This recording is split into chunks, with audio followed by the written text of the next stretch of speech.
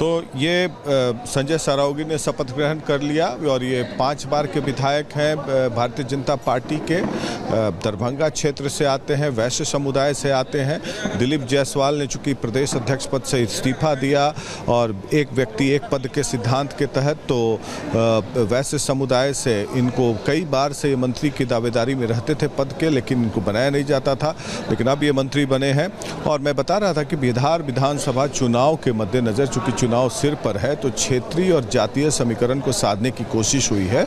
और इसके पहले मैं बता रहा था कि जो कोयरी और कुर्मी जाति जो कि नीतीश कुमार का आधार वोट बैंक रहा है, उसके रिप्रेजेंटेशन को भी बीजेपी ने साधने की कोशिश की है, ताकि जो नीतीश कुमार के हाल फिलहाल की स्वास्थ्य की चिंताएं बढ़ी हैं, तो बीजेपी हर वर्ग में अपना पेनिट्रेशन मजबूत करना चाहता है।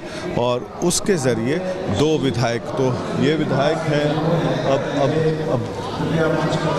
अब बुलाया जा रहा है सुनील कुमार, इन्हीं की बात मैं कर रहा था। सुनील कुमार जो कि कोयरी जाति से आते हैं और ये कुशवाहा जाति से, जो कि पिछले बार बड़े पैमाने पर लालू यादव ने लोकसभा में कुशवाहा जाति के उम्मीदवारों को टिकट दिया और जिससे 2 फाड़ हुआ। और शाहबाद रेंज में खासकर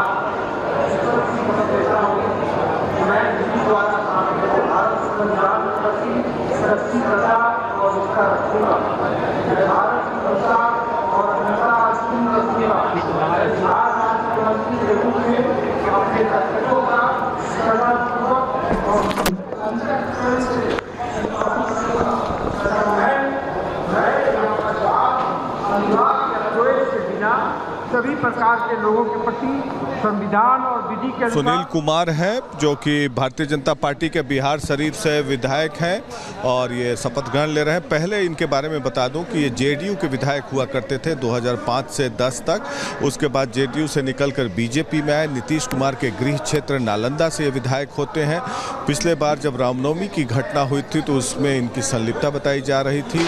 और सबसे बड़ी बात, ये कुशवाहा जाति से आते हैं। मैं इसका समीकरण इसलिए बता रहा था कि भारतीय जनता पार्टी ने कुशवाहा जाति, जो कि सम्राट चौधरी उप मुख्यमंत्री हैं, उसके अलावा भी पेनिट्रेशन करने की कोशिश की है, क्योंकि शाहबाद रीजन में जिस तरीके से बीजेपी की हार हुई थी लोकसभा चुनाव में, खासकर औरंगाबाद काराकाट से उपेंद्र कुशवाहा, आरा से राजकुमार सिंह जिन्होंने बहुत काम किया फिर भी हार गए, सासाराम से, फिर बक्सर से बीजेपी की हार हुई थी। तो उस पर्टिकुलर बेल्ट में तो ये संदेश देना चाहते हैं कि कुशवाहा समुदाय हमारे साथ है। और नीतीश कुमार का खासा प्रभाव था कुर्मी और कोयरी जातियों पर, तो उसको देखते हुए आफ्टर नीतीश की ये तैयारी हो रही ताकि कुर्मी और कोयरी जाति में पेनिट्रेशन हो सके। तो उसके मद्देनज़र बीजेपी एक संदेश देना चाहती है चुनाव के ठीक पहले। और इसके अलावा अगड़ी जाति से भूमियार और एक राजपूत जाति से बनने जा रहे हैं मंत्री, जो कि जीवेश मिश्रा पहले भी मंत्री रह चुके हैं, वो भी दरभंगा क्षेत्र के हैं।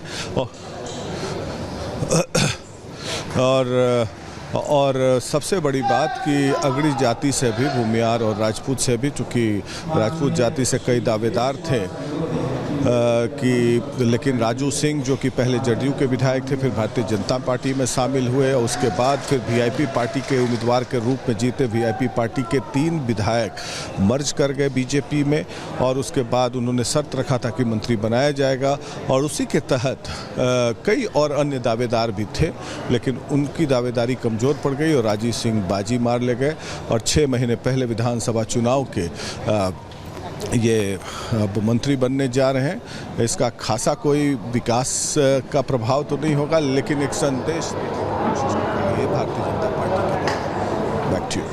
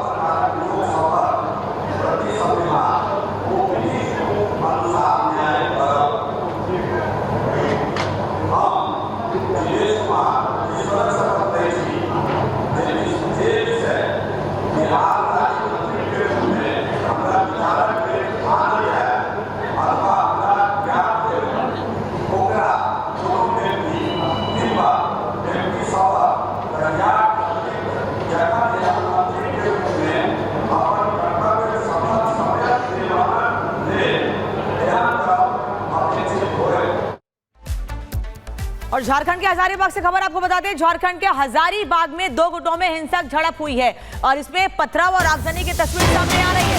पथराव में कुछ लोग घायल भी हुए हैं। झारखंड के हजारीबाग में दो गुटों में हिंसक झड़प हुई है जिसमें कई लोग घायल हुए हैं। इस हिंसक झड़प में आगजनी की तस्वीर भी सामने आई है, पथराव भी किया गया है जिसमें कई लोग घायल हो गए हैं। तस्वीर इस वक्त आपको दिखा रहे हैं झारखंड के हजारीबाग की, जहां पर दो गुटों में झड़प हुई है। झंडा लगाने को लेकर पथराव और आगजनी हुई है और मामला इतना ज्यादा बढ़ गया कि आगजनी तक हुई है, पथराव हुआ है और कई लोगों के घायल होने की भी जानकारी है। इस आगजनी और पथराव में कई लोग घायल हुए हैं बड़ी संख्या में।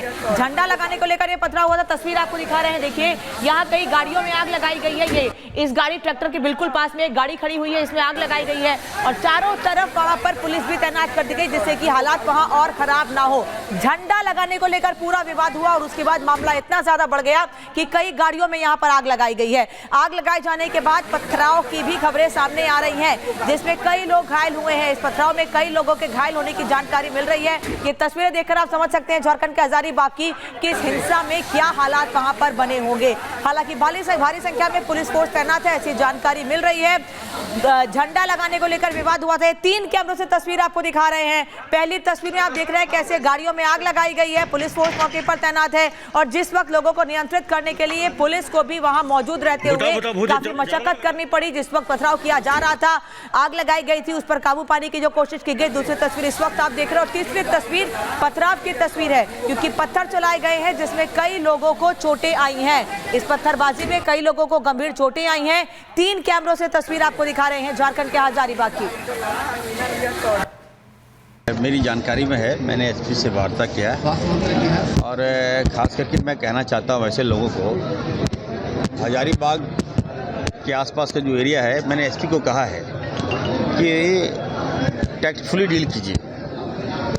वहाँ पर असामाजिक तत्व जो हैं और आरएसएस मानसिकता के जो लोग हैं, कट्टर विचारधारा के जो लोग हैं, जो कट्टर सोच के जो लोग हैं, वो हमारे युवाओं को बर्बाद कर रहे हैं, युवाओं में नफरत का बीज खोल रहे हैं और जिसका साइड इफ़ेक्ट है। अभी केस होगा, जेल जाएंगे, दोनों की ओर से जेल जाएंगे। लाभ भाजपा को मिलेगा लेकिन जेल तो हमारे बच्चे जाएंगे। मैं बार बार बोल रहा हूँ, इस तरह की प्रवृत्ति नहीं होनी चाहिए और हमारे सरकार में तो कभी नहीं होगा। जो लोग कानून हाथ में लिए हैं वो बचेंगे नहीं और बख्शेंगे भी नहीं। हम याद रखिएगा, आप जबरन आप कहिएगा किसी गाँव में जाके बोलिएगा कि हम माइक लगाएंगे, ये कौन सा तरीका है भाई? स्वेच्छा से बोलिए ना। अब बोले मस्जिद में लगा देंगे माइक और ऊपर से केस भी इन्हीं लोग पर कर दीजिएगा, ये कौन सा तरीका है? वहाँ के सांसद क्या कर रहे हैं, वहाँ के विधायक क्या कर रहा है? आपके दबाव में कानून नहीं चलता ना। मतलब वहाँ के मुसलमानों को ये लोग कमज़ोर समझ लिया है। ऐसा नहीं होना चाहिए ना। मुसलमान गरीब हो सकता है लेकिन आप उस पर जबरन आप दबाव डाल के गलत कराइएगा, ऊपर से पीटिएगा, मारिएगा, घर जला दिया, दुकान जला दिया। ये हक किसने दे दिया उसको? क्या सोचे, कोई बोलने वाला नहीं है क्या? हम लोग भी जाएंगे, जांच करेंगे, हम लोग देखेंगे और जो गलती किया उस पर कार्रवाई करेंगे।